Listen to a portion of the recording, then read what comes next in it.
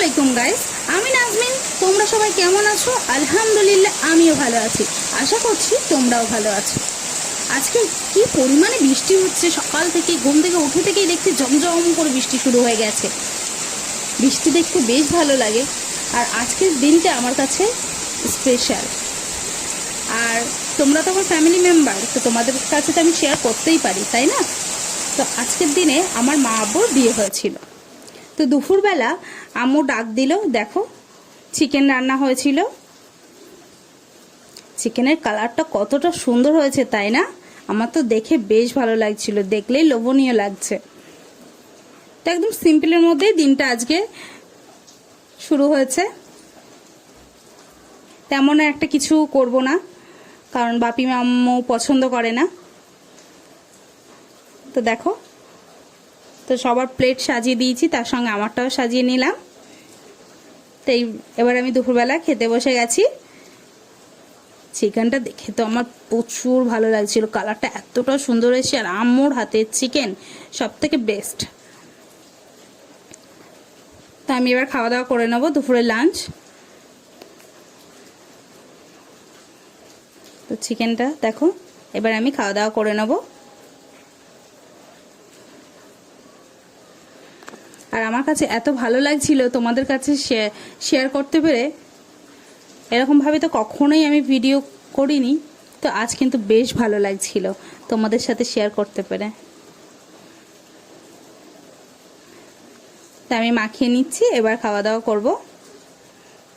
সবাই বলছিল বেশ ভালো হয়েছে। আমিও খাওয়া দাওয়া করে আমারও কিন্তু খুব ভালো লেগেছে, খুবই ভালো হয়েছিল চিকেন। আর তোমরা তো জানোই আমি কতটা ঝাল পছন্দ করি, তো ঝাল ঝাল করে করেছিল আম্মু, খুব সুন্দর হয়েছিল, খুবই সুন্দর। তো এইভাবেই আমি দুপুরবেলা খাওয়া দাওয়া করে নিচ্ছিলাম। তো এইভাবেই দুপুরবেলা খাওয়া দাওয়া করে নিচ্ছি।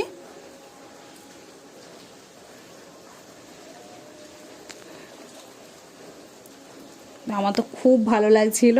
আম্মু জিজ্ঞাসা করছিল যে কেমন হয়েছে, খুব ভালো হয়েছে, খুবই ভালো হয়েছে চিকেনটা।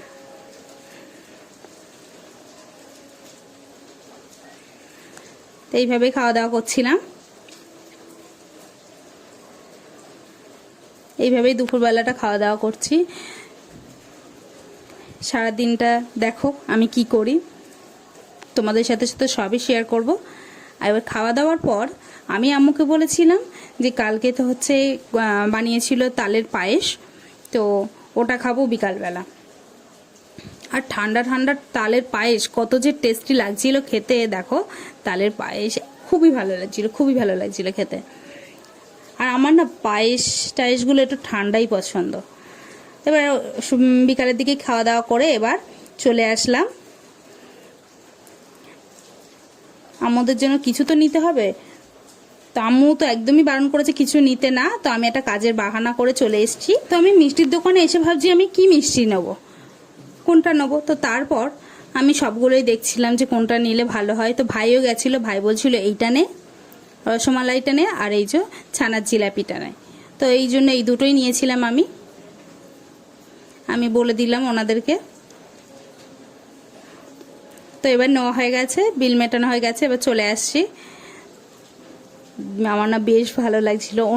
অন্য সময় আমি কেক নেই তো খুব বকা খাই, জানি না এবার কি হবে। হয়তো বকবে না, কারণ কেকটা ততটা পছন্দ করে না। তো আমি বাড়ি চলে আসছি। হ্যাঁ, তারপর আর বলেছিল হচ্ছে বাপি ফোন করে যে আসার পথে বিস্কিট নিয়ে আসার জন্য। তো বিস্কিট নিয়ে নিলাম। দেখো বিস্কিট নিয়ে এবার চলে আসছি। চলে এসে ভাবলাম সিঙ্গারা নেব। তো সিঙ্গারা তো তেমন পাইনি ভালো, মানে চাইনিজ সিঙ্গারা যেটা, ওটা নেওয়ার ইচ্ছে ছিল। ভিতরে যে চাউমিন থাকে ওটা নেওয়ার ইচ্ছে ছিল, তো ওটা তো পাইনি। ওই জন্য কি আর করা যাবে।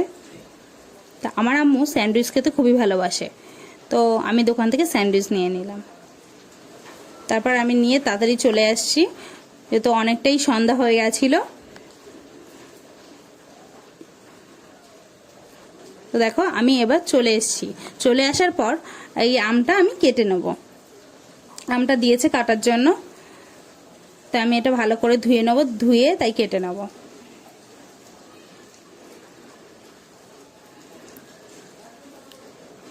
ওই কাটা হয়ে গেছে, দেখো আমি পিস পিস করে কেটে নিয়েছি। কালারটা কতটা সুন্দর লাগছে, মনে হচ্ছে যে খুব মিষ্টি হবে। হ্যাঁ, আমারও তখন মনে হচ্ছিল যে আমটা প্রচুর মিষ্টি হবে, কে জানতো, তাই না? দেখো আমি খাচ্ছি সেটা দেখেই তোমরা বুঝতে পারবে যে কি পরিমাণে টক ছিল, কি পরিমাণে টক ছিল। কালারটা যতই সুন্দর হোক, আমি বলছি খুব মিষ্টি হবে, কিন্তু এত টক ছিল মানে বলার কথা না। আমটা আমরা সবসময় ভাবি যে মিষ্টিটাই বেশি ভালো লাগে, ধর আমার এত ভালো লাগে না টক। তেঁতুল খাচ্ছি নাকি যে টক হবে, আমটা ওই রকম পেকে গেলে কি হবে, টক। তারপর আমি বলছি আন্না মনে হবে, তোমরা খাও। তো এইভাবেই তারপর আমি চলে এসেছি ঘরে। চলে এসে মিষ্টিটা আমি আম্মু আব্বুকে তুলে দেব। তো মিষ্টি দেখো, এই একটা রসমালাই এনেছিলাম, আর এনেছিলাম রসমালাই, আর দেখো রসমালাইটা আমি বের করে নিচ্ছি, আর এই যে ছানার জিলাপিটা আমি বের করে নিচ্ছি।